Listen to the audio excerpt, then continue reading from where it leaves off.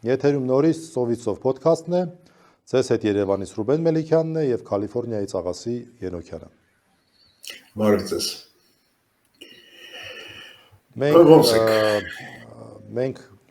հետաքրքիր բանի երկտրանքի առաջ եմ հիմա կանգնած, որ ասեմ թե չասեմ, աղաս։ Ասեմ թե չասեմ։ Ասեմ։ Ուրեմն ներեք, ով որ նայելա կհիշի։ Սամսոնյանի եւ Սաղաթելյանի հյուրը իմ նեմնիմիում Լևոն Զուրաբյանն էր եւ տես բավական երկար քննարկում էր հետաքրքիր լեզվաբանական հարց։ Լևոն Զուրաբյանը թարգմանել էր կրիպտո վալյուտա բառը։ Գիտես ոնց էր թարգմանել աղաս։ Չէ։ Ծածկ արժույթ։ Շատ դուր եկավ։ Ծածկ արժույթ։ Ինքը տես բաղում։ Գուցե գաղտնի արժույթ։ Այնքը ասում է գաղտնի արժույթը, ինչ նախնդիր, ինչ որ գաղտնիքը տենց ինչ որ բացասական կոնոտացիա ունի, էլի, բայց ծածկ արժույթը բան։ Ճիշտ ասած, իմ համար ունի։ Եթե ծածկ արժույթը թողնենք Լևոն Զուրաբյանին, ասում եմ չբռնենք, մենք էլ ոդկասթ բառը թարգմանենք։ Ինչ կարծիք ես, դու մեր հեվինակային էլ ոնց թարգմանենք, թող լինի։ Ահա։ Ես օրինակ առաջարկում եմ առաջին մտքիս համազրույց։ Եթերում ծովից ծով համազրույցն է։ Մարդկանց դուրը կգա, չի գա, տենց կմոռացվի կգնա։ Ինչ կարծիք եք։ Քիչ կարծում եմ շատ ընդգրկուն է համազրույցը, բայց արի մեր առաջ այդ խնդիրը դնենք, փորձենք հայերեն անալոգը գտնել, չի բացառում, որ համազրույցը մնա։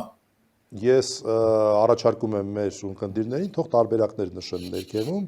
որտեղ ոդկասթ երևույթը տենց արդեն լուրջ դեր ունի մեր կյանքում եւ ժամանակն է արդեն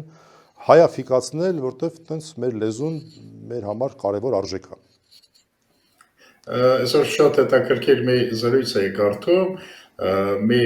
ռուս-ամերիկյան հետազոտող էր, ով գրում էր, թե ինչքան է անալոգը, հա, ամերիկացիների, որոնք որ մտածում են մոտավորապես այնպես, ինչպես ասենք, թե Թրամփիստ, պուտինիստ ռուսները, այսինքն որ ինչ-որ գաղտնի ուժերն են եւ այլ, որ երկիրը թալանում են, հելալիցել են, ու հետաքրքիրն է, որ այդ մարդկանց հետ ում հետ զրուցում են, դրանք ասենք ֆերմերներ էին, միջին Ամերիկայի բնակիչներ, միջին տարիքի կամ բարձր, եւ իրենք ինֆորմացիան հիմնականում ստանում էին ոդկասթերից, դա հետաքրքիր մասներ։ Լավ է։ Եկել մեզ թվում է հեռուստացույց պետք է լինի։ Հեռուստացույցի ժամանակ հետո սոցցանցերն են, հիմա սոցցանցերին փոխարինում են համազրույցները։ Համազրույցները, մենք մեր բառը մեկ օգտագործենք էլի, հա, դե բան չի։ Լավ, այս շաբաթ իրականում շատ բուռն իրադարձություններով էր լի եւ ես կներես, բայց չեմ կարող չսկսեմ մեր զրույցը այն ահավոր դեպքերից, որ տեղի են ունենում հենց այս պահին էլ երևի Սիրիայի արևմուտքում։ Այն բառից բուն իմաստով ցեղասպանությունը, որ ալավիտների նկատմամբ իրականացնում են Սիրիայի իշխանությունը ստանձնած ուժերը։ Դե բարձ է երևի պատճառը, հա, որովհետև ալավիտները, այսինքն ասադները ալավիտներ էին, ալավիտները համարվում են ասադների հենարանը, սոցիալական հենարանը, կրոնական հենարանը, քաղաքական, եւ ուրեմն փաստորեն ուզում են ասադիզմը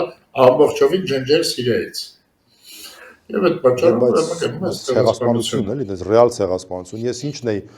այտենց մի իրանցից մեկը կար, իդեպ մենք չմոռանանք, որ այդտեղից էին վարձկաններ բերել 44-օրյայի ժամանակ մեր դեմ կռվածնում։ Այդ նույն մարդիկ են եղել կամ նրանց հետ կապված մարդիկ էլի, այսինքն այդ ալավիտներից են կապվում ես։ Չէ, նրանք ովքեր որ այդ ցեղասպանությունը իրականացնում են։ Այդ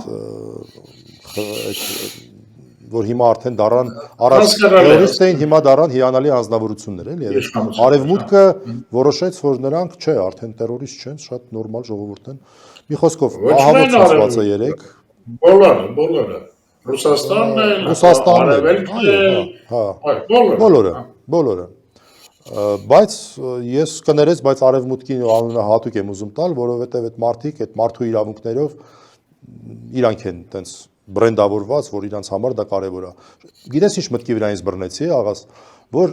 մարդկանց տեղը կոտորեին, չգիտեմ ինչ ասեմ, կատուների հաստատ այսօր արևմտյան աշխարհում շատ ավելի մեծ աղմուկ էր։ Շուտ կատուների պաշտպանները վեր էին կացել ու տենց բան էին անում։ Ահավոր էր էլի այդ ինչը։ Բայց արի մենք խոստովանենք, որ հիմա արևմուտքում թրենդը փոխվել, մանավանդ էս Տրամփի վերջի ուրեմն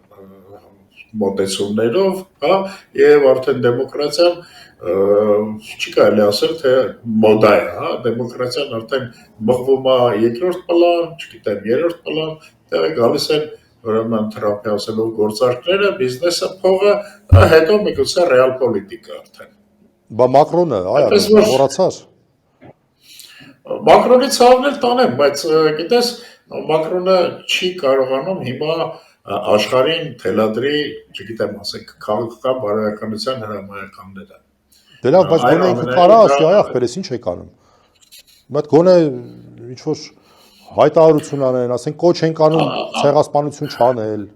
Չգիտեմ, չեմ կարող։ Այս տանեմ Մակրոնը եղել է Սիրիայում, Սիրիայում եղել են թուրքերը, Սիրիայում եղել են ամերիկացիք, Սիրիայում եղել են ռուսները։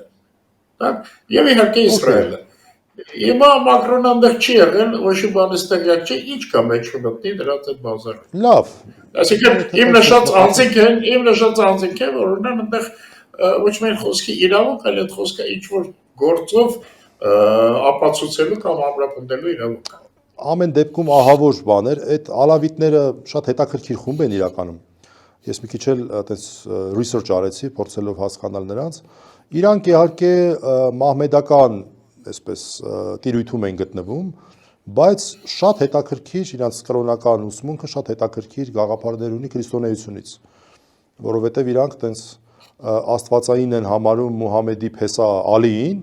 որը այդպես շիական ուղղությունն է, եւ բայց հենց այնա որ աստվածային են համարում, էլի, այսինքն այս առումով քրիստոնեական ինչ-որ էլեմենտ ունեն, որը որ մարդու աստվածայնության մասին է խոսում, մասնավորապես Հիսուս Քրիստոսի, որ թե մարդկային բնություն, նո, այսինքն մեր եկեղեցու տերմինը կիրառեմ, միասնական բնություն ունի մարդկային եւ աստվածային։ Հիմա նույն ձևով նրանք Ալիին են համարում եւ տենց շատ հետաքրքիր մշակույթ են ստեղծել իրականում, որը որ բավական ճկուն է, պրոգրեսիվ է, խաչմերուկային է, այսպես ասենք, արևելքի, արևմուտքի, շատերը նաև հայկական ինչ որ հետք են տեսնում նրանց ձևավորման մեջ։ Պես, ուրեմն մշակույթն է վերացվում, հասկանում ես։ Քաղաքականության տեսանկյունից նայենք, ուրեմն նրանք ամբողջովին ասադական են։ Նրանք հույսը դրել էին Ասադի վրա եւ Ասադին օժանդակողների վրա։ Հիմա Ասադը չկա, Ասադին օժանդակողները, այսինքն ռուսները, պարզ չի կան թե չկան, ռուսները ինչ որ քննարկումների մեջ են, ընդհանրապես շարունակելու են մնալ, թե չեն շարունակելու մնալ։ Հիմա այսինքն այս մարդկանց տիրություն անող չկա։ Հասկանում ես, եւ ասենք մանավանդ հաշվի առնելով, որ այս նոր եկածները տերորիստներ են, ոչինչ չի խանգարում նրանց, որ ամբողջովին բնաջնջել տերորիստներ չեն։ Դա այդպես չի լինում, տերորիստը, այնպես չի որ մի հատ լողանում են, հետո էլ տերորիստ չեն, էլի, մաքրվում անցնում նրանից։ Այսինքն հասկանանք նրանց բնույթը։ Այնպես որ կարծում եմ սա սպասելի էր։ Ամեն դեպքում, չգիտեմ, սա մի բան է, որ հատկապես հայերի համար պետքա որ շատ սրտին մոտ լինի, որտեվ ուղղակի ցեղասպանություն տեսած ազգը չի կարող անտարբեր լինել այս ահավոր երևույթի նկատմամբ, այն էլ 21-րդ դարում ուղիղ եթերով են այդ ամեն ինչը անում։ Չգիտեմ։ Ես կարծում եմ առանց արտաքին օժանդակության նրանք շատ դժվար կարողանան դիմադրել, ուրեմն Աչանել դիմադրում է ախր ինչ որ միֆ էր սարքել տենց ինչ որ մի հատ դեպքում սարքեցին, մտան ասացին կին երեխային կոտորում, ինչ դիմադրություն, ինչ մի հատ զինված մարդ այսքան ժամանակ կադրերում չկա։ Բոլորը խաղաղ բնակիչներ են։ Լավ, եկեք անցնենք հայաստանյան թեմաներին։ Ես կարծում եմ կարևոր թեմա է, այն որ երկրորդ քաղաքում ըստ էության սկսեց ընտրական գործընթացը, ոչ քարոզարշավը, բայց ընտրական գործընթացը 9 ուժ գրանցվեցին եւ ինձ թվում է կարելի է խոսել առհասարակ տեղական ինքնակառավարման մասին, մասնավորապես Գյումրիի ընտրությունների մասին, այ քեզ այդ քո հերվից կալիֆոռնիական բարձունքներից դա ոնց հայրեն։ Вообще Ամերիկայում տեղական ինքնակառավարումը քո պատկերացմամբ հայկական մոդելից ինչով է տարբերվում։ Ամերիկայի տեղական ինքնակառավարումը հայկական մոդելից տարբերվում է նրանով, որ այստեղ ուրեմն շատ լուրջ, շատ հետաքրքիր ընտրություններ են անցնում տեղական եւ ուրեմն տեղական իշխանությունները ռեալ խնդիրներ են լուծում։ Ես հիշում եմ, նախկինում մենք մի քաղաքում ենք ապրում, Միլպիտ ասենք կոչվում, փոքր քաղաք չի, մոտ 80,000-100,000 քաղաք էր։ Եւ Գյումրից մի քիչ փոքր։ Հա, նստած Բաքում խոսում ենք եւ ասենք քաղաքապետը եկավ six pack, հա, ուրեմն 6 բանկաբիվայով եկավ նստեց մեր հետ, սկսեց զրուցել, իր քարոզարշավն էր անում, մենք ընտրություններից առաջ համերգի էինք, ուրեմն քաղաքապետը եկավ Սան Խոսեում, արդեն Սան Խոսեի քաղաքապետը եկավ, համերգի ժամանակ քարոզություն արեց, ասաց, որ իրենք Սան Խոսեի սիմֆոնիկին են օժանդակում, հա, քաղաքապետարանը։ Ուզում ասեմ, այստեղ բավականին լավ, բավականին հետաքրքիր տրադիցիաներ կան եւ ինքնակառավարումը ունի շատ լուրջ էֆեկտներ, կարողանում է ինքը ինչ-որ տարիֆներ մեր Ամերիկայի ամենասիրած բառը, չէ՞, տարիֆներ որոշի, կարողանում է տարիֆներ, չի տարիֆ։ Տարիֆ հենց։ Հարկեր, տեղական турքեր, այստեղ sense են ասում։ Գներ, հա, էլ տեղական турքեր դիրանում են։ Հա, ասի հա բանի, լավ, այս կարևոր երևույթ է։ Ի տարբերություն Հայաստանի, Ամերիկայում կա, կարծեմ, առևտրի հարկակոչվում, թե ինչա, որ ցանկացած բան առնելուց ինչ որ բան է գնում։ Այդ են, չէ՞, ոնց որ կարում որոշել։ Դա է կարողանում որոշել եւ դա մեր լսարանի համար ասենք, օրինակ ես Ամերիկայում, որ առաջի անգամ գնացի, ինչից էի զարմացել։ Ինչ որ բան են վաճառում, գրածա վրան, ասենք, չգիտեմ, $10։ Դու կամ իրականում 10 չի լինում, 9.99 ինչ որ sense։ Բայց դու գնում ես վճարելու, ասում են, չէ, ախպեր, դու պետք է այդ 9.99-ին գումարես այդ քո ասած տարիֆա, հարկա, ինչա, այդ, այսինքն դու գնացուցակի վրա չես տեսնում։ Եվ ամեն անգամ վճարելուց դու զգում ես, որ դու այսքանը ավել վճարեցիր այդ ձեր տեղական ինքնակառավարման կամ նահանգի կամ չգիտեմ բյուջեի։ Բացատրում են նրանով, որ ասենք դու խանութին կամ տվյալ հիմնարկին վճարում ես $10, իսկ այդ $1 դու վճարում ես քաղաքին կամ պետությանը կամ չգիտեմ ում, հա։ Ասեմ, որ նահանգներն էլ, հա, երևի կարելի համարել տեղական ինքնակառավարման ավելի բարձր մակարդակ, նահանգները ունեն շատ ավելի մեծ իրավասություն։ Չէ, դա կներես դա ֆեդերալիզմ է, դա մի քիչ տեղական ինքնակառավարում չի, էլի։ Տեղական ինքնակառավարումը ամենագետնին կպածն է, էլի, այն որ տենց մարդու տնից դուրս է գալի տեղական ինքնակառավարումը, էլի, բայց ոչ, նահանգը все-таки պետություն է, էլի, state բառն է, չէ՞, նահանգ եք մեկ ասում, պետություն է, էլի։ Դե ասենք, գիտես, օրինակ ոստիկանությունը պատկանում է հենց քաղաքին, հա։ Ոստիկանությունը հիմնականում տեղական ինքնակառավարում։ Ահա, հա, շատ էսպիսի հարցեր էլի, հա, էական տարբերությունը։ Այսինքն, եթե համապետական ինչ-որ խնդիր է քննարկում, ապա դա քննարկում է հետաքննությունների ուրեմն ֆեդերալ բյուրոն, հա, կամ FEDER ասածը, որ մեզ Հայաստանում ավելի հարազատ է հնչում։ Այս առումով տեղական ինքնակառավարումը իհարկե շատ կարևոր նշանակություն ունի եւ տեղական եւ ինչն է կարևոր Ամերիկայում էսպիսի խասյատ կա, հա, ուրեմն բոլոր ընտրությունները անց են կացվում մի օր հիմնականում դա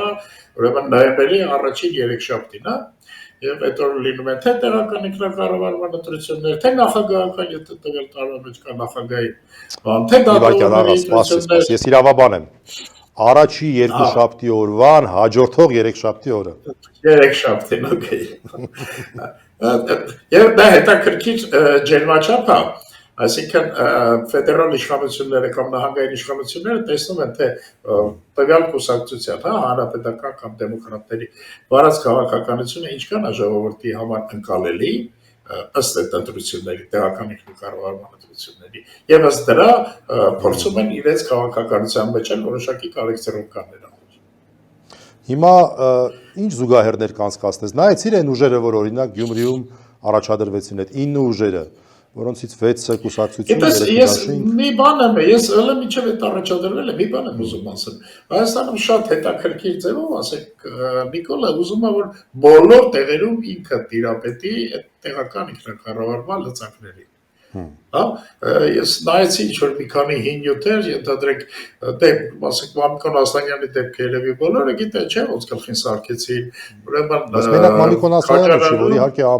Քաջարանում, այո, ամենացածում դեպքն է, հա, Քաջարանում, Սիսիանում, Ալավերդիում, Կապանում էլի, Ալավերդիում, բոլոր տեղերում ուրեմն ուզում է զորով իր տեխնացուներին անցկացնի, Այդ Երևանի ընտրությունները, որ խայտառակություն էր պարզապես, դա չգիտեմ, չխոսենք այդ մասին։ Հիմա արի հասկանանք նախ ինչին է իրան պետք դա։ Լավ, Երևանը հասկացանք, Երևանում փող կա։ Իսկ իրան այդ փողը պետք է։ Բացի դրանից ասում են, թե տեղական ինքնակառավարման մարմինները կարողանում են ազդեցություն ունենալ համապետական ընտրությունների ժամանակ։ Չգիտեմ, դա ճիշտ է թե չէ։ Երևի կա, որովհետև ենթադրենք տեղական ինքնակառավարումը նշանակում է դպրոցի տնօրեններ, դպրոցի տնօրենները անում են հիմնական խարդախությունները, բանի ընտրական տեղամասերի չէ, միգուցե այս խնդիրները կան, բայց գիտես, տպավորությունս հետևյալն է, որ Նիկոլ ուզում է իշխանությունը ամբողջապես, այսինքն ուրիշին ոչ մի բան չթողնի, առանց պատճառի, ուղղակի ինքնին իշխանությունը պետք դրան, էլի։ Քո կարծիքը հիմա այս պայմաններում ընտրությունների մասնակցությունը, օրինակ մենք ունենք, ես ունեմ այնտեղ ընկեր, որ մասնակցում է, Ռուբեն Մխիթարյանը, նաև գիտեմ, որ այլ ընդդիմադիր թեկնածուներ կան, նաև տեսել եմ, որ իշխանականից բացի նաև պրոիշխանական թեկնածուներ կան, այսինքն երկու դաշտից էլ մի քանի գործող անձինք կան։ Հիմա քո պատկերացմամբ ո՞րն է տրամաբանությունը, որ մարդիկ մասնակցում են այս ընտրություններին։ Ճիշտ է։ Ես մի տրամաբանություն, այսինքն երկու խնդիր կարող է լինի։ Ռուբենի դեպքում կարող է նաև առաջինը լինի, այսինքն մեկը դա քաղաքականությանը մասնակցելու պրոբա է, հայտ ներկայացնելը ընդհանրապես քաղաքականության մեջ, հա։ Իսկ երկրորդը ուրեմն հաղթանակի հույսը դնել յետընտրական պրոցեսների վրա։ Նայեցեք Հայաստանում ինչքան ընտրություններ են եղել, միշտ յետընտրական պրոցեսներով, որ ինչ-որ բան փոխվել է։ Չէ՞։ Չասեմ, թե յետընտրական պրոցեսները միշտ հաջողություններ են գրանցվել, բայց յետընտրական պրոցեսները առավել կարևոր են։ Երևի մի դեպք եմ հիշում, որ յետընտրական պրոցեսներ չեղան, այդ ասենք, երբ որ Վազգեն Սարգսյանն ու Դեմիրճյանը ընտրվեցին ազգային ժողով, այդ դեպքներ, և եկել 2021 թվականի ընտրությունները, երբ որ անհասկանալի ձևով, ասենք, ընդդիմությունը, այսինքն Ռոբերտ Քոչարյանը իշխանությունը պարզապես հանձնեց Նիկոլին։ Հիշում ես 21 թվականին։ Ես չգիտեմ, այտենց չէի ձևակերպի իշխանությունը հանձնեց Նիկոլին, բայց դու մի կարևոր հարցի ես անդրադառնում, որ նաև այս երկու օրս ահավոր ջղայնացած եմ նաև, չգիտեմ, նաև դու երևի տեղյակ ես, հանրությունն էլ, կարծում եմ ինչ-որ մասով, հիմա մեր քաղաքում, Հայաստանում, ամբողջ հայության մեջ օբյեկտիվ իրականությունն է, որ ներընդդիմադիր շատ մեղմ բառ եմ օգտագործում, բանավեճ է գնում երկու թևերի միջև։ Եվ ինքը քանի որ շատ բացասական դրսևորումներ է հաճախ ստանում, եւ ես էլ կոնկրետ ինձնից անկախ առաջին օրից որոշակի դերակատարում ունեմ այդտեղ։ Հիմա քեզ ասեմ, մկասուս ինչ առաջի օրից դերակատարում, որը վերաբերում է իմ սիրելի պաշտպանյալ Արմեն Աշոտյանին, հուսով եմ նայում է, ողջունում եմ։ Արմեն Աշոտյանի իրավունքները լրջորեն սահմանափակված են, եւ նա չի կարող ինչ-որ մի բան գրել եւ ուղարկել ինչ-որ խմբագրություն, հա։ Նա բացառապես իրավունք ունի փաստաբանների միջոցով փոխանցել իր, հա, այսպես մամուլին ուղված տեքստերը։ Այո։ Դե արդեն մենք էլ մեկն էլ ես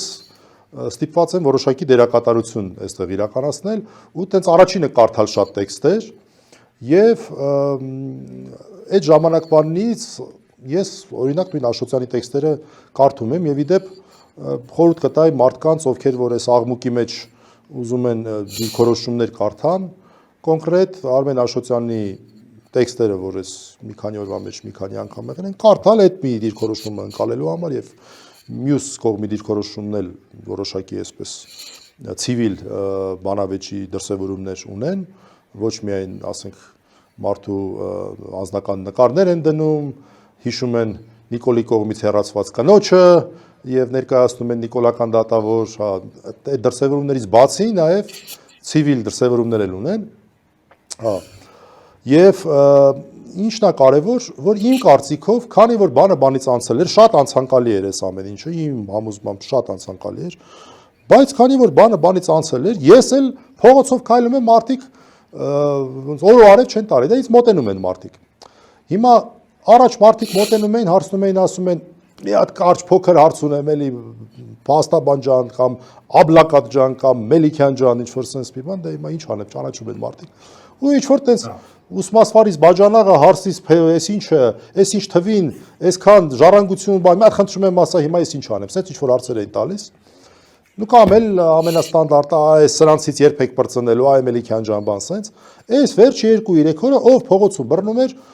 հələ մի հատ այ ցավը տանեմ ասա, ճիշտ է որ Սերժ դա բերել Նիկոլին, ճիշտ է որ Սերժ դա բերել Նիկոլին։ Ներվայնացա, հա մարդ,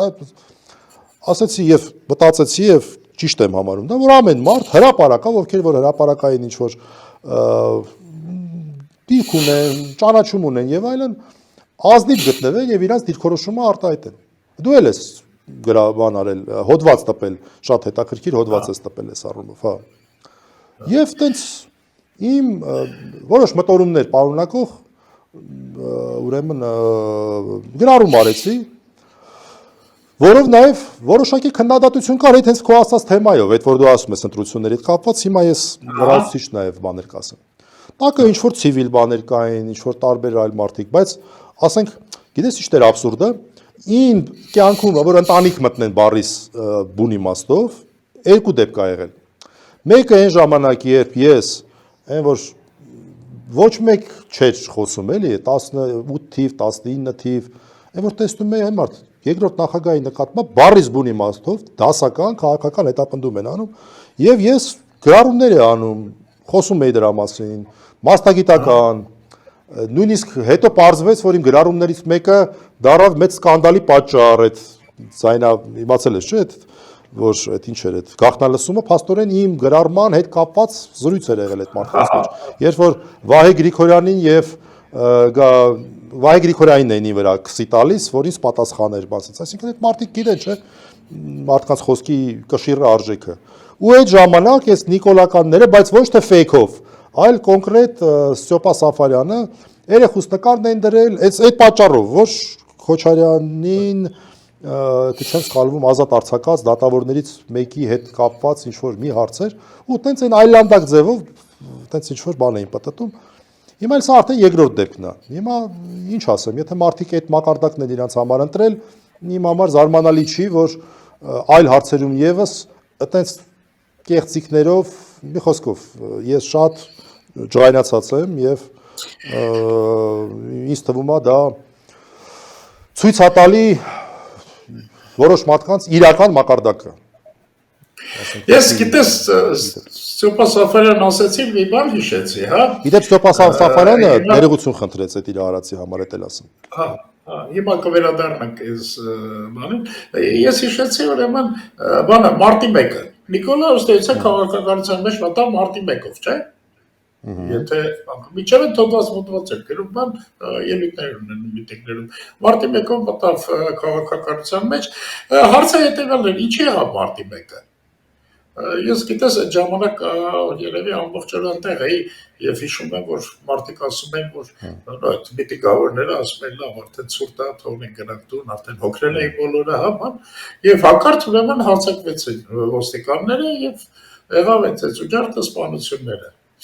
No, դա մնաց ասենք թե Սերժ Սարգսյանի վրա որպես շատ վատ ժառանգություն Ռոբերտ Քոչարյանը այդ խնդիրներ բայց դա որպես byproduct հա որպես կողմնակի արդյունք տեղից հայտնվեց Նիկոլը եւ իր ամբողջ ընթացքում մինչեւ ուրեմն վարչապետ դառնալը շատ լավ կապիտալիզացրեց մարտի 1-ը նույնիսկ բարի բոնի մաստով հա նույնիսկ Ստյոպա Սաֆարյանը իմանալով այնտեղից լուրջ փողեր վերցրեցին մարտի 1-ի հետ կապված։ Դե որ տեսնում ենք USAID-ին ինչի համար էր փողեր տալի, մարտի 1-ի համար ինչի չէր տա որ։ Հա։ Ոչ միայն USAID-ից կարծեք բյուջեից էր։ Ինչևէ, հիմա ուրեմն այդ մարտի 1-ը եղավ, ուղղակի ստեպայ հետ կապած հիշեցի։ Ես հիմա հասկանում եմ, որ այդ sense անընդհատ դրա վրա ֆիքսվելը դա էլ պատահական չէր։ Սերիկ շատ մտածել եմ դրա մասին։ Ասենք լավ, այն մարդիկ ովքեր որ դա ինչ որ fake, որը որ իմ անձնական նկարներից գտնում է, անունն էլ չեմ ուզում տալ, մի հատ ճղճիմ արարած, որի հետ այո, ես շատերի հետ եմ մտերմություն արել, ու հենց այդ է հարցը, ինչ է ինձնից վարված, որովհետև 18 թվին իրանք կարծում են, որ գնալու եմ, միացած նկար դնեմ, ժողովուրդը հաղթեց բան, գնամ իրանք կողքին նախարար կամ, չգիտեմ, ավելի մի խոսքով գնամ իրանք կողքը կանեմ։ Մարդիկ զարմացած են, թե որտեվ այն ժամանակ ես իրանք լավ ճանաչելով հասկանում եմ։ Հիմա բերնում են պատման են սարքում, տեսեք, Ռուբեն Մելիքյանը այս ինչի հետ ձեռքով բարև է տալի։ Հարա ու տակը ինչ են գնում։ Կնոջս ամենաառաջի դատավորն էր, որին հեռացրեց Նիկոլի նկարի հետ զրուցող Անդրեասյան Կարենը։ Մարդ, որը որ խայտարակ եղավ եվրոպական դատարանի վճռով։ Առաջի դատավորն էր, բայց մենակ այդ չէր, այդ աղջկան ուրեմն 3 տարի օր ու արև չեն տալի։ Անընդհատ կարգապահականներ էին հարուցում, մարդը դնում 10 գրում էր, որ չէ, այ ձեր ցավը տանեմ sense չի եղել, նենց ա եղել, կարճում էին։ 5 անգամ կարգապահական են հարուցել։ 6-րդով էլ դրեցին, տեսան, որ ուրիշ բան չեն կարողանում, կեղծ չեն կարողանում գտնել, եւ դրեցին, ասացին, դե 5000 գործ են քեզ մակագրել, մի քանի գործ ուշացրել ես, դու էլ չպետք է աշխատես։ Okay, ախպեր։ Բայց այն մարդիկ, որոնց պաշտպանելու համար այն ժամանակ հիշում եք 18-19 թիվը, որ մեղմ ասած շատ հեշտ չէր բարոյական մով, այդ կեղտոտ այդ նիկոլական մամլիչի տակ էին ընկնում։ Այն մարդիկ, ում որ ես այն ժամանակ, դա ճիշտ եմ արել, հիմա նույն վիճակը լիներ, նույնն է կայ, որովհետև ճշմարտության համար ես խոսելին համարում եմ ամենակարևոր բանը։ Դնում են ու ասում են Նիկոլի մոտ դատավոր է աշխատել, այս մակարդակի հարցը ինձ ցույց է տալիս, որ դա նաև ցավոք սրտի պետք է հավատալ են մարդկանց, որ ասում են այ մարդ տարիներ շարունակ իսկ կեղտոտ մեթոդաբանությունն են կիրառել։ Եվ հենց մենակ են, որ Նիկոլին ով է բերել, հարցն է այսօր կարևոր։ Այլ ոչ թե ով է հեռացնելու Նիկոլին։ Դրա մասին է վկայում։ Այս ամբողջ հարցը։ Ես ինչ էի գրել։ Ես գրել էի ժողովուրդ, հիմա ավելի պարզաբան եմ։ Քանի որ մարդիկային արձագանքելն են, ստեղ նաև այդ հարգելի գործընկերներին։ Իմ ասածը անցյալի մասին չէր, իմ ասածը ապագայի մասին էր։ Ես ասում եմ ժողովուրդ, 2021 թվականին ամենևին ոչինչ չէր խոսում ընտրությունների մասին։ Այսինքն հանգիստ չէ, բավական լուրջ ընդդիմադիր շարժում կար փողոցում, որի հետ դժվար էր լուծումը գտնել, ոնց էին լուծումը գտնելու, հանրության շատ լուրջ մաս հակա իշխանական էր, որում շատ-շատերը հետո նկարներ ջնջեցին, գնացին, ցեցին, պայմանավորվեցին եւ այլն եւ այլն։ Շատ ավելի լուրջ հատված, քան հիմա։ Եվ մեկ էլ մի օր երկրորդ նախագահը խոսում է ընտրությունների մասին։ Այդ իր հայտնի կրելու ենք։ Այսինքն սա ոչ թե այն վիճակներ, որ ինչ որ հերթական ընտրություններ, ինչ որ մեկը ասեց, ես հաղթելու եմ, որպեսզի ոգևորեր, չէ։ Մարդը իր վրա պարտավորություն վերցրեց։ Ասեց ոնց էլ լինի, ես հարցը լուծելու եմ։ Եվ ընտրություններից հետո անգամ հետ ընտրական չեղավ, իսկ իմ համար ամենա ցավալին ու այն, որ ասում եմ, ես խաբված եմ զգում, այն էր, որ դա չներկայացվեց որպես պարտություն, այլ ներկայացվեց որպես հաղթանակ։ Հաղթում են նրանք, ովքեր պարլամենտ են անցնում, ով ասում, որ չեն հաղթել։ Հիշում ես ժամանակ այստեղ մի հատ կներես ավարտեմ։ Ես ինչի եմ դրա մասին գրել, որտեվ ես երկրորդ անգամ նույն գետը չեմ ուզում մտնել, նույն պատմությունն է։ Տարի 3 ամիս առաջ ընտրությունների մասին ինչի են խոսում։ Ինչի են խոսում մի տարի 3 ամիս առաջ ընտրությունների մասին։ Այն դեպքում, երբ որ Նիկոլի ռեյտինգն էլ ամեն ինչ դեռ գահավիժում էր։ Հիմա ընտրությունների մասին խոսալով, այս արհեստական դիսկուրսը ես իրավունք չունեմ չուզենալ, որ Նիկոլը 26 թվականին վերարտադրվի։ Ունեմ, չէ՞ իրավունք։ Ես իրավունք չունեմ հայտարարեմ դրա մասին, որ ես չեմ ուզում որ դա։ Եվ իրավունք չունեմ քննադատեմ, ասեմ, որ այս ճանապարհը սխալ է ճանապարհը։ Սա նշանակում է Նիկոլին մի տարի 3 ամիս եւս ժամանակ են տալիս, փորա են տալիս, որս ընթացքում ուրեմն քանդի երկիրը, ծախի, չգիտեմ, հանձնի թուրքերին եւ այլ եւ այլ եւ այլ։ Սա է դա նշանակում հիմա ընտրությունների մասին խոսելը։ Ես դից եմ ակալում այս ամենը։ Եթե 21 թվականին չստացվեց, ընդ որում չընդունվեց, չպարզաբանվեց էլ այդ ամեն ինչը։ 21 թվականին չստացվեց։ Այդքան մեծ հեղինակություն ունեցող մարդ պարտավորություն ստանձնեց, ասեց ժողովուրդ, եկեք գնանք ընտրական ճանապարհով, որովհետև սա է լուծումը, որովհետև այնտեղ փողոցի տարբերակը կար։ Փողոցը փակվեց, դրա փոխարեն գնացին ընտրական ճանապարհով եւ շատ վատ արդյունքներ եղան։ Դրանից հետո փոխանակ, օրինակ, ես ու դու եւ չգիտեմ մեր քաղաքացիները հիշում են թե չէ։ Մենք մեր մի քանի այլ գործընկերների հետ ընտրությունների վերահսկման կոմիտե ենք անում։ Ամեն օր խայտառակ խախտումներ ենք ի հայտ բերում։ Փոխանակ ընդդիմությունը, մասնավորապես այն թևը, որը որ պարտավորվել էր հաղթել, այդ դա վերցներ եւ ասեր ժողովուրդ ընտրությունները կեղծված են, այսպես բաներ են արել, մարդկանց կաշառել են, բան են արել, պետական բյուջեից ինչ որ վճարումներ են արել, հիշում ես, այդպես բաներ ենք մենք բացահայտում։ Պետական բյուջեից ինչ որ միանգամից։ Դրա փոխարեն ասեցին, չէ, ժողովրդի ընտրությունն է եւ վերջ, գնացեք տներով, մենք էլ հաղթել ենք, չենք պարտվել։ Բայց ես իրավունք չունեմ իսկ խաբված գալ։ Նիկոլը շատ լավ հասկացել էր դեռ 18 թվականին, որ Հայաստանում իշխանությունն է հաղթում, ուրեմն ընտրություններում։ Եվ դրա համար նա սկզբում վերցրեց իշխանությունը, ինչու՞ ես։ Գործադիր իշխանությունը։ Գործադիր, այո, գործադիր։ Դարձավ վարչապետ, որոշակի փոփոխություններ արեց իշխանության մարմիններում, մասնավորապես ուժայիններում, մասնավորապես լրատվական բլոկում, եւ հանգիստ գնաց ընտրությունների։ Այսինքն այդքան բարձր ռեյտինգ ունենալով այդ ժամանակ արիչը հերք եկա, որ այդ ժամանակ բարձր էր։ Իհարկե։ Էլինա վախենում էր, որ առանց այդ մեխանիզմների, ես գիտեմ, որ այդ ժամանակ էլի քրեական հեղինակություններ են խաղացրել, այդ ժամանակ են ուրեմն ընտրակաշառքներ բաժանել հայ իշխանությունները։ Նա հասկանում էր, որ առանց այդ մեթոդների չի կարող ինքը ընտրություններում հաղթել։ Եվ եկեք հասկանանք, որ ընտրություններում խախտումներ կարող անի միայն իշխանությունը։ Պարզապես ընդդիմությունը դրա լծակները չունի։ Հասկանում ես։ Հիմա ուրեմն ինչ էլի ուզում են գնալ Նիկոլը նորից խախտումներ անի։ Եթե մենք մի անգամ այդ ճանապարհը անցել ենք եւ ոչ թե հաջող չի եղել, այլև ողբերգական ավարտ ունեցել։ Ընդ որում ողբերգական ավարտ ունեցել ոչ միայն նրանց համար, ովքեր պարտավորվեցին, որ հաղթելու են, այլ բոլորիս համար։ Ինչի պետք է ես երկրորդ անգամ այդ տարբերակին վստահեմ եւ առնվազն հրապարակային դաշտում իմ անհամաձայնությունը չհայտնեմ, որ ասեմ ժողովուրդ, այդ չի հարցը ով է Նիկոլին բերել, եկեք հիմա վաղվա մասին մտածենք։ Մեզ ոնց որ տանում են նորից նույն ճանապարհով։ Ու դա համարել, այտենց, չգիտեմ։ Մի բան ասեմ, թեմայից դուրս, ուրեմն ես էլ մի ժամանակ ասեմ 18 թվականին փողոցում Նիկոլին հանդիպեցի մարդկանց առաջ եւ այդ կադրերը անընդհատ դնում էին իմ առաջ որպես վարկաբեկում, այսինքն ուրեմն դուրս էր գալիս, իշխանություններն էին անում դա։ Դուրս էր գալիս, որ իշխանության ղեկավարի հետ շփումը վարկաբեկումն է ամենահիմնական։ Լավ, ինչևէ։ Հիմա տես Արինայի ես հիմա աղաս ես ասեմ, ուրեմն ինչքան են մանեկել, որ Նիկոլի հետ նկար գտնեն, ու չեն գտել, որ ստիպված գնացել Ելենեն ապուշին արյու ասա։ Հիմա նայեք, Արիելի հետ հարցից վերադառնանք, որ հոդվածում չհանդանում էի։ Ումա ձեռնատու հիմա այս թեման բարձրացնել է։ Ուրեմն ձեռնատու է հաստատ Նիկոլին, որ 1.5 տարի կամ չգիտեմ, մի տարի 3 ամիս դրանով իր իշխանությունը երաշխավորվում է։ 1. Դա ձեռնատու է այն ուժերին, ովքեր որ Նիկոլին իսկապես բերել են Հայաստան, քանի որ իրաց վրայից գցում են այս ամեն ինչի մեղքի, թե ովքեր են բերել հոդվածում գրել են։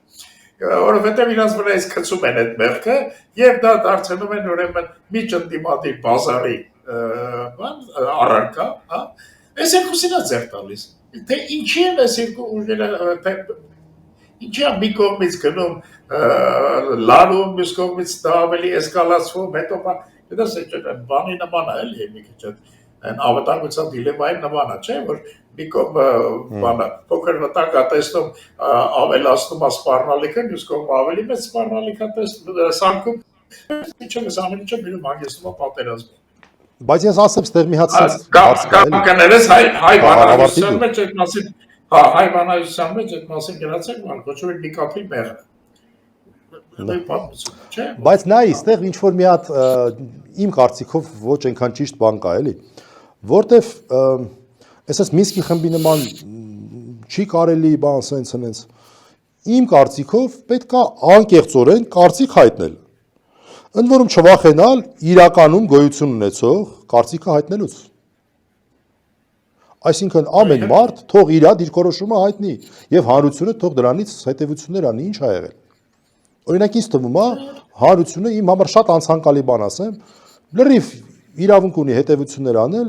որ այն մարդիկ, ովքեր որ թվում է անհամեստություն անեմ ստեղ, ընդդիմադիր, որ ոչ մի տարբերություն երբեք չի դրել, տենց մարդիկ իստենց են ճանաչում։ Այդ մարդուն ինչ որ ցիվիլ քննադատության համար ընտանիք են մտնում եւ այլանդակ ստեր են ներկայացնում, այդ մարդիկ լավ բան չեն անում։ Թող հանրությունը ճանաչի։ Թող հանրությունը ճանաչի, ինձ թվում է դա կարևոր է այս բանավեճը։ Շատ վատ եղավ որ սկսվեց, բայց գիտեք, այն որ բանը բանից անցնում է, ճիշտ է ազնվորեն դիրքորոշում հայտնելն է։ Ես չգիտեմ, իմ դիրքորոշումը հետևյալն է։ Եկեք փորձենք պատասխանել, թե ում ասած ձեռնտու եւ ըստ դրա պլանավորենք մեր գործողությունները։ Եթե մարդկանց թվում է, որ ամենակարևորը այստեղ ուրեմն իրար վրա կամպրոմատ գտնել նաեւ իրար հայելն է, ինչ ասեմ, այդ մարդկանց ես այդ մարդկանց օրինակ դժվար կտեսնեմ Հայաստանում քաղաքական փոփոխություններ անողների մեջ։ Դրանք պարզապես հիմա դառնում են քաղաքական մասնակցություններ։ Ես էլ չգիտեմ, այն ասեմ, որ ի վերջո հույս ունեմ, որ այս ամեն ինչը այն աշճան մեծ վնաս չի հասցնի ընդդիմադիր գործին, որ կարա հասցնի, որովհետև չմոռանանք, որ Նիկոլ Փաշինյանը շատ վատ վիճակում էր, առնվազն կարճ ժամանակ առաջ։ Այն բանից առաջ, երբ որ մեկ էլ սկսեցին նորից խոսել ընտրությունների մասին։ Եվ ես այո համարում եմ, որ մարդիկ, ովքեր որ դա սխալ են համարում, պետքա դրա մասին խոսեն։ Ովքեր որ 21 թիվը հիշում են, թե ինչպիսի ճանապարհ մենք անցանք, եւ հետո պարզվեց, որ դա ոչ թե պարտություն էր, այլ հաղթանակ, դրա մասին ճիշտ կանեն խոսեն։ Դա է ազնիվի ինձ թվում է, որովհետեւ ես կարծում եմ, որ sense Բարից այդ պահելը, որտեղ գիտեք ինչ ավելի լավա չխոսեմ, որ չէ, ես 18 թվականին այդ նիկոլական այդ այլանդակ այդ բաների միջով անցել եմ, էլի այտենց, իմ դիրքորոշումը հայտնելու համար։ Եվ սկզբից հենց ամենաառաջի հերթին հենց նախագահ Քոչարյանի նկատմամբ խայտարակ քաղաքական հետապնդման մասով իմ ձայնը բարձրացնելու համար։ Ինձ ոչինչով չեն կարող վախացնել։ Բայց իրանց դեմքն են ցույց տալի։ Ինչ ասեմ, հույս ունեմ, որ այս աժիոտաժը միջև մեր մյուս հաղորդումը կավարտվի։ Այո, կարողանանք մենք ավելի մեր համազրույցի, այո, հաջորդ թողարկումը ավելի կառավարական թեմաներից խոսալ, ես դրա համար ուզում եմ մեր ուրեմն դիտողներին խնդրել, որպեսզի տեսած կոմենտներ կան, կոմենտները մեզ ոգևորող են, շնորհակալ եմ դրա համար, բայց կուզենք որ առարկայական կոմենտներ լինեին թեմատիկ կոմենտներ, որոնց շուրջ որ կարողանանք քննարկում ծավալել։ Այդ թվում նաև թող մարդիկ գրեն, թե ինչ են ուզում, որ թեմաներին են ուզում, որ մենք ավելի մանրամասն անդրադառնանք, եւ իհարկե չմոռանան podcast բառի հայկականացված տարբերակ ենք մենք փնտրում, տեսեք համազրույցը ձեզ դուր եկավ, դուր չեկավ, այլ տարբերակ ունեք, չունեք եւ այլն։ Երևի այսքանը սրանով ավարտենք։ Շատ լավ։ Մինչ մյուս կիրակի 20:00 Երևանի ժամանակով 8 AM ԱՄՆ արևմտյան ափի ժամանակով։ Ստեսին։